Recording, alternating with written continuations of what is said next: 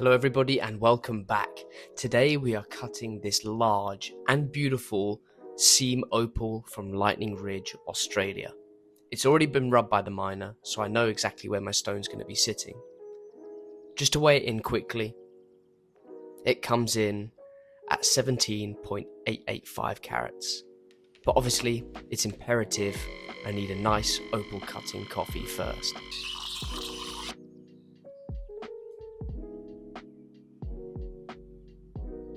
And of course the lucky hat. Now I've drawn an oval on there as a template. I want as big a stone as possible that's nice and even. I'm going to trim off the excess because it's a waste of material just to grind it away. After one trim, I'm about to make the second cut, but I hesitate slightly and realise it's much easier and more accurate to cut from the other way.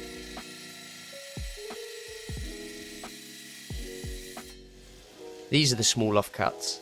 They're nothing amazing, but they'll polish up some pointers.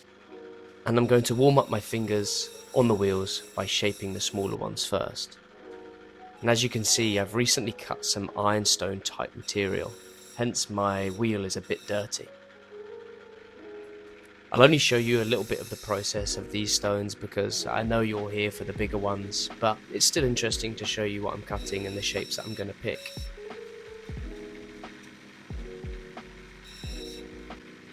Now, can anyone tell me in the comments below why I moved the stone left to right on the wheel here? I'll be interested to see if anyone can guess. Now for the part you've all been waiting for, the very, very big stone. The trick to making a bigger stone as possible is to leave an even amount of material outside of the template drawn on. Remember, you're not cutting down to the line, just use it to get the right shape.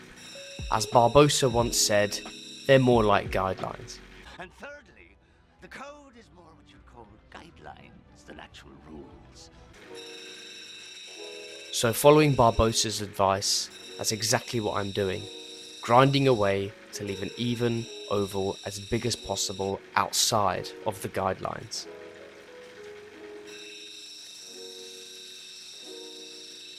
And for those ever in doubt, I do wear their lucky hat whilst cutting.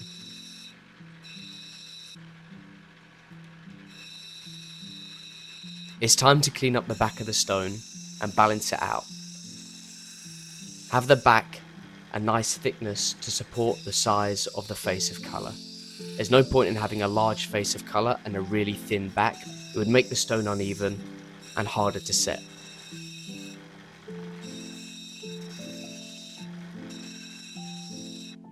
But this is what we're left with. This stone, as we can tell, is going to be absolutely stunning. The smaller ones are alright and they'll cut something, but they're not going to be of amazing value. And it's time to dop it up. Embarrassingly, I've run out of methylated spirits, so I've had to use a lighter to try and dop them, which was an absolute mission, but we got the job done.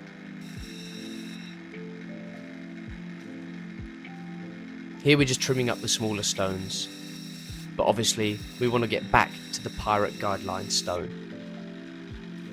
The dop stick makes it much easier to guide the stone and shape it on the wheels.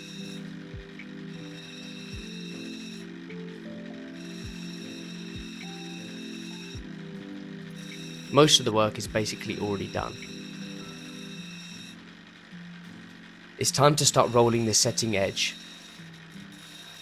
At a certain point, the oval template can be distracting, so I was glad to finally start removing it. Once it's gone, you can see you have a perfect oval shape to start polishing with an even dome on top.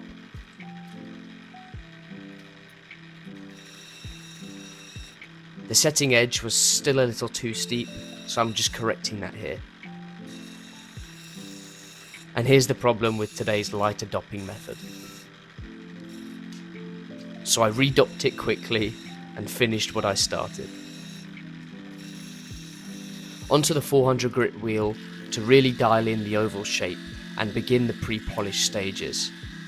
At this point, you can really start to see the elegance of this stone.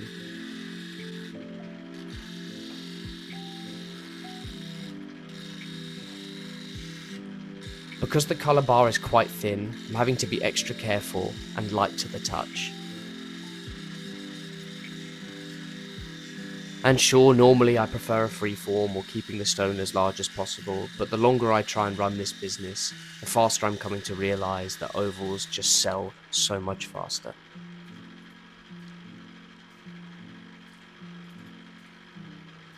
The stone is looking great, but for anyone that has a keen eye, you can see that there's a sand spot that has to come out.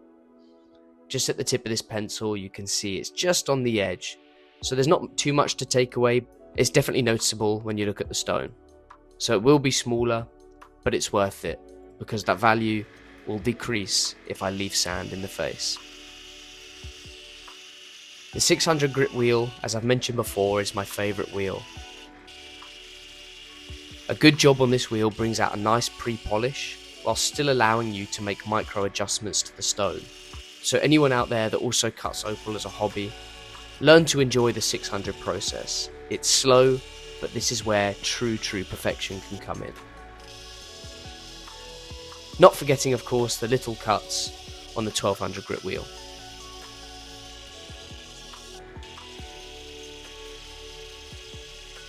Inspecting the opals under a loupe to make sure all the scratches are out and ready for the 3000 grit wheel. This stone looks like a bouquet of flowers, and the loupe showed there were still some really minor scratches left in the face, but it's nothing this 3000 wheel can't handle. I really enjoyed cutting this stone. There's something quite satisfying about cutting a perfect oval. And it's time now for the cerium oxide polish. I'm showing you just the larger of the stone, because the little ones just really aren't as spectacular. This process is messy, but absolutely worth it. Take a look at these results.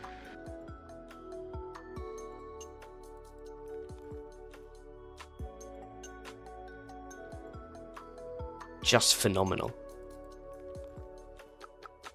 I couldn't be happier with how this stone is turning out.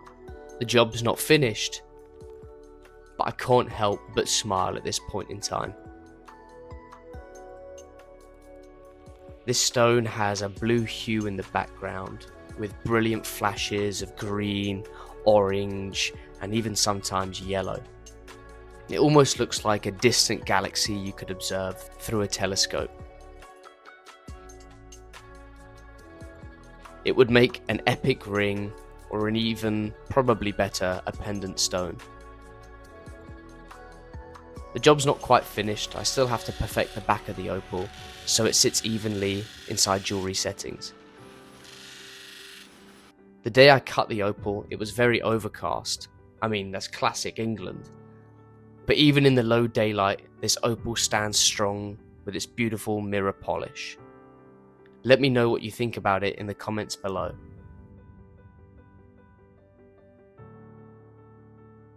The all-important question is, how much does it weigh and how much does it all cost? The smaller stones come out at just over a carat, and the large one is 8.115 carats. I can't get enough of this opal. It looks like a painter's palette filled with colour. It's truly mesmerising. At 8.115 carats, it's about £400 per carat. This one here is 0.795 carats, with the price on screen, and this one at 0.45 carats. For such a thin colour bar, this opal has an incredible depth of colour.